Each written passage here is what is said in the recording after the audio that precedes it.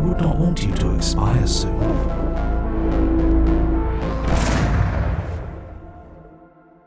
The long-anticipated Dark Energy update has finally dropped alongside some rather hot-blooded issues right out of the oven. But if anything is true about this update, it's that it has definitely delivered a full course meal of lore, and I'm genuinely giddy to see what's next in the story in Cold Fusion. But reeling my excitement back a bit, covered in this update is the continuation of the Antiverse 2 timeline and its nature, the Order's true scope of influence and power, and an unexpected crossover, all of which take a small part in my favorite plot device of the update and the focus of this video, the Gatekeepers. Oh, and a new Eldritch horror friend we made along the way, which Gatekeepers seem to have gained a hint of zealous insanity for since we last saw them, you know, dead. So anyways, let's get into it. To jog your memory, Gatekeepers are the Gate organization's muscle and hired guns, applied by the upper Gate hierarchy in dangerous IS containment, neutralization, field operations, security, and assassinations. Notably addressed as contractors on a few sources here and there, GKs, as I'm going to call them going forward, are effectively a legion/company of powerful mercenaries utilized directly by associates at Keystone in exchange for a paycheck, I'm assuming.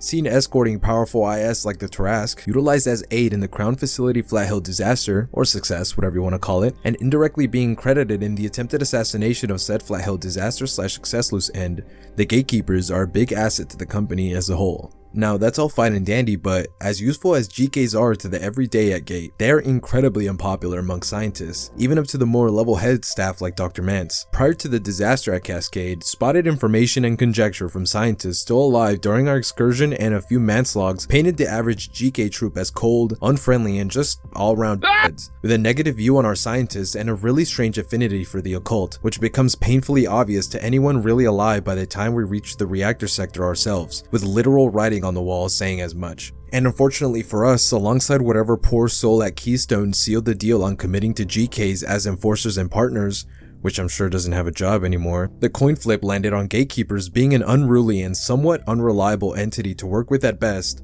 to a massive threat to even the world and the realm of perforations as a whole after chaos overtook the Gate operations alongside the Order.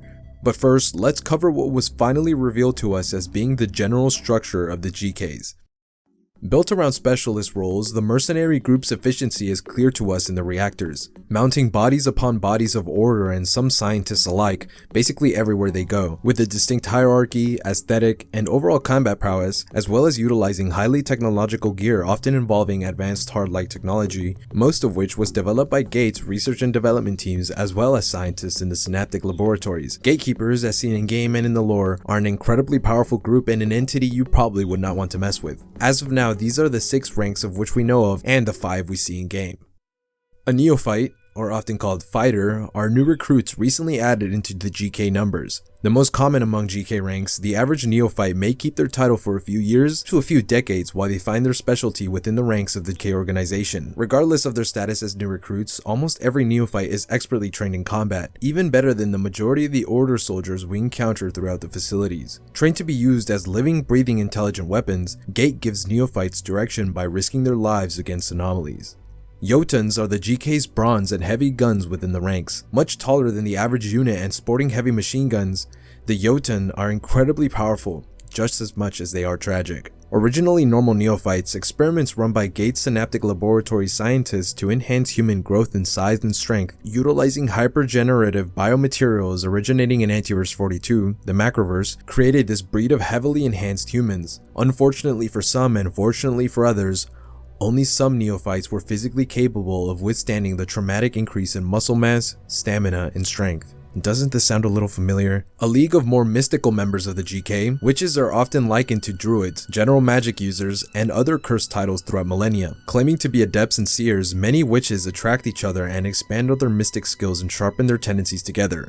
Also expert mercenaries, many find their way to the Synaptic Labs, where their skills are trained to fit Gate's interests and they become powerful magic-toting mercenaries. Diving deepest into the GK's magical roots is the Mystagogue, most latched to the vines of faith and the supernatural, As well as the most cybernetically enhanced, mystagogues serve in many fields of the GK organization, as doctors, priests and priestesses, shamans and witches, and their relationship with the occult is the strongest out of any rank. Many mystagogues also hold a varied amount of doubt and distrust about the gods and divinities they believe in, a rare trait in the ranks of GKs. Assumedly, the de facto field leaders of GK assaults and operations is the Gatekeeper chieftains. Previously neophytes, chieftains rise to this rank by showing leadership prowess and the ability to overcome the abyss and cross the 3 gateways. I'm not exactly sure what this can mean, but chieftains are allowed to choose the 3 tribulations they go through, so this test is possibly a mental fortitude test where with completion comes great prestige. Following these 5 ranks, there's yet to be mention of a higher administrative structure like that of Keystone, for example, save for Gatekeeper Assessors, which seek and recruit GK manpower from a large and varied background of humans. A gatekeeper could be from a military hospital, special forces dropouts, special forces retirees, prisoners, private military contracts, and even psych wards, perfect for lethal manpower to convert into living weapons. Assessors also seek those with special connection to the mystic I talked about, reaching as far as West Africa traditions and alternative religions. Surprisingly, assessors also favor people with scientific background, especially for mystagogues, those who have seen past the veil, contrary to the attitude we see in gatekeepers in game.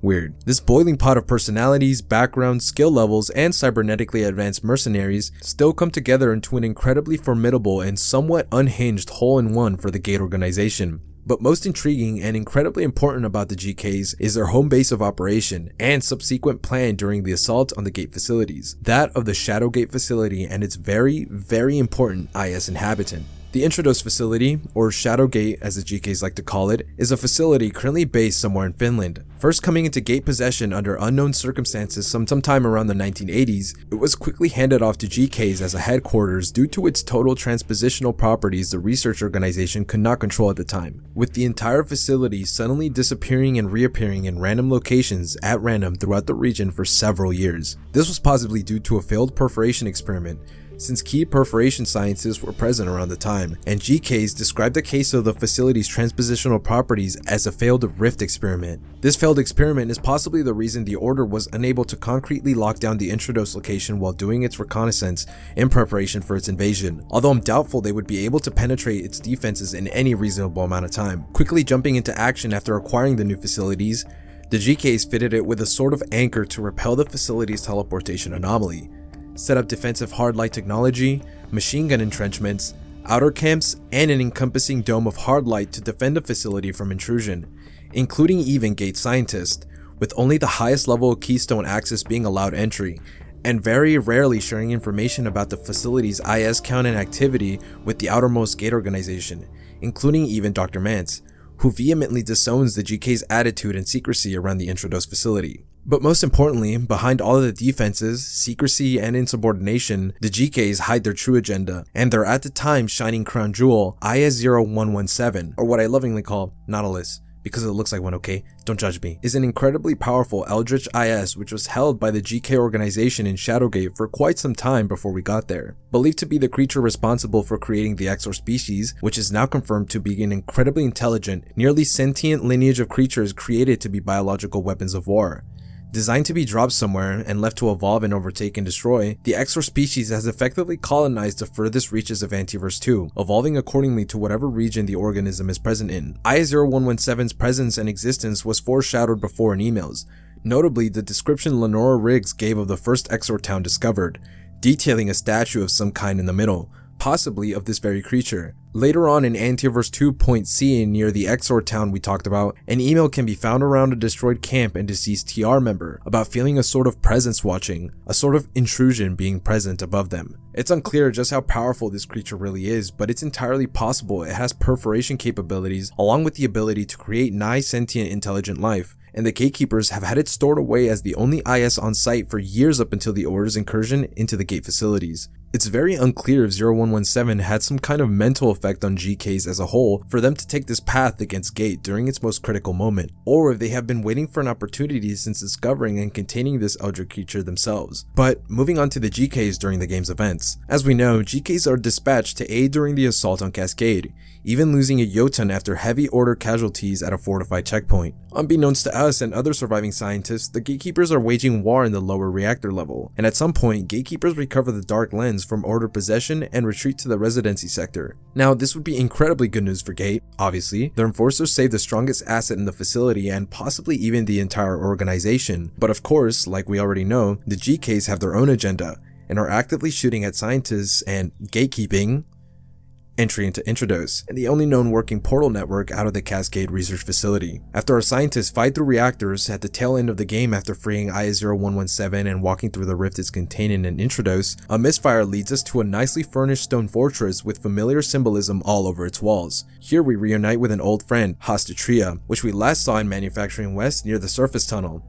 Now a senior rank within the Inquisitor Legion and assumedly forgiven for his desertion from his duties during the assault on Cascade, Hasta explains where we are, the Order's main base of operations, narrating to us what he believes to be the Gatekeepers' plan to utilize the Dark Lens to create a separate space in our world where they have complete dominion over, leaving us outside of it to freeze in the aether that remains. He describes his plan to turn his back against the Order of Petri in favor of stopping the GK's use of the Dark Lens himself, by utilizing the Sun Disk's forbidden power with our help, leaving us off at the end of the GK storyline for now, and giving us time to prepare for the climax of Abiotic Factor's main storyline, and an unexpected alliance in the horizon. Personally, I believe Hasta's indoctrination in the Order could skew his perception about the GK's plans with the Dark Lens, but honestly I do subscribe to the idea of GK's going completely rogue on Gate during its most critical moment. The occult organization's weird connection / dependence to the Synaptic Labs could be a reason for the disdain for scientists at our facility, and perhaps resentment has been growing for years between the two entities, and the capture of IA-0117 solidified the GK's plans for absolute dominion over the multiverse. Most interestingly, there does seem to be a small group of gatekeepers yet to turn against our scientists. Calling themselves the Unlost, a small splinter cell of 3 gatekeepers seemingly lurk around during the events of the Cascade incursion. What position they'll take going forwards, nobody knows yet. But for now, we seem to have some gatekeeper-aligned allies existing alongside us in the Cascade disaster. At the end of the day, it is still nebulous if IA-0117 will make a return, but one thing is for sure. If GKs had their hands on both 117 and the Dark Lens,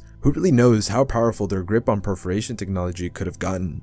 It's safe to say I'm incredibly stoked for the next update already, and hope Deepfield can cook up more 5-star lore meals for us in the coming months. Anyways, I've been Myriad, your favorite Eldritch Yapper, and have a good day or night. Bye bye.